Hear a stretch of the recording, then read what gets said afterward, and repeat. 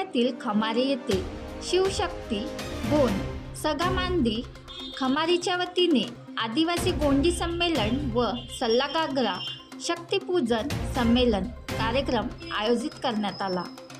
Cooper लिंगो व सल्लागागरा शक्तीचे पूजन करून गावात रॅली काढून उत्साहाने साजरा करण्यात आला। सांस्कृतिक कार्यक्रम केडीके ग्रुप नागपूरद्वारा सादर करण्यात आले।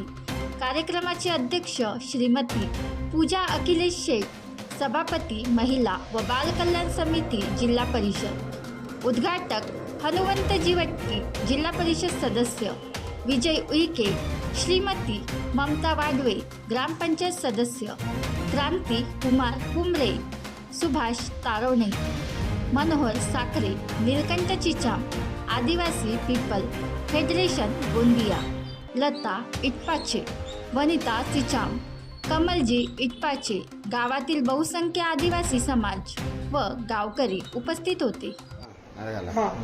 माझे नाव आहे राजेश्याम रघुनाथजी टेकाम। मी काय मुक्काम गंगूटोला जी, पोस्ट आमगाव सातगाव आता तालुका। इथले भक्त आहेत ना आपण, काय म्हणतात त्यांना, पुजारी भूमिका साहेब, मी काय म्हणतो आजच्या उत्सवाच्या माध्यमातून आप काय कोणता संदेश देणार आहात आपण समाजाला? संदेश म्हणजे हा आमचा मोठा देव जी, मोठा देव म्हणजे प्रकृती पूजक। आम्ही निसर्ग पूजक, मूर्ती पूजक नाही। आणि आपण सगळा समाजमध्ये आम्हाला या पूजाविधीमध्ये मोवा आणि लिंबू आणि हे 5 कलश यांची आमची प्रकृती पूजा होते। आणि आपल्या समाजामध्ये जो याला सल्लागागरा म्हणतात, याने मातृशक्ती आणि पितृशक्ती यालाच आम्ही म्हणतो आमचं मोठा देव सल्ले आणि गांगेर।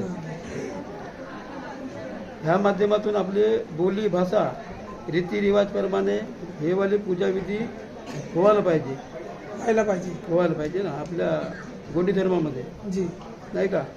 तोच आम्ही भूमिका लावू, म्हणजे गोंडी धर्माचं प्रकृती पूजक आणि समाजांना मार्गदर्शक प्रसार करण्यासाठी आम्ही ह्या गावोगावी आम्ही करतो।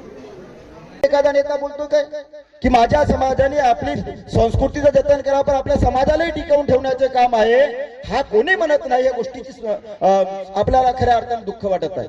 ह्या गोष्टी जो आपण ज्या समाजाच्या संदर्भात करत आहोत, ह्याही गोष्टीकडे त्या व्यक्तीने लक्ष द्यावं की माझा समाज का तुटत आहे, माझा समाज का कमी होत आहे। आज जरी तुम्ही एवढी लोकसंख्या तुमची आपल्या समाजाची कमी झाली, सरकार तुमचं आरक्षण कमी करणार जास्त ठेवणार आहे, तरी तुमची संख्याच कमी दिसेल, आरक्षण राहणार आहे का? काय आरक्षण टिकवण्याकरिता तुम्हालाही टिकणे गरजेचं आहे की?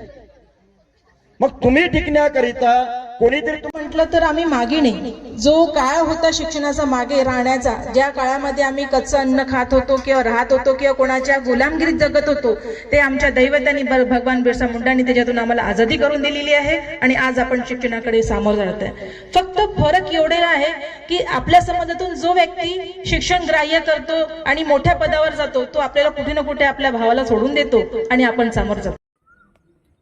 बनवा व्हिडिओ, पाठवा व्हिडिओ, आम्ही तुमच्या न्याय व हक्कासाठी लढा देऊ। ताज्या बातम्या व घडामोडींसाठी पाहत राहा फक्त महाराष्ट्र लाईव्ह न्यूज। आजच आमच्या चॅनलला सबस्क्राईब करा, शेअर करा, कमेंट करा आणि हो, बेल आयकॉन दबायला विसरू नका। जय महाराष्ट्र।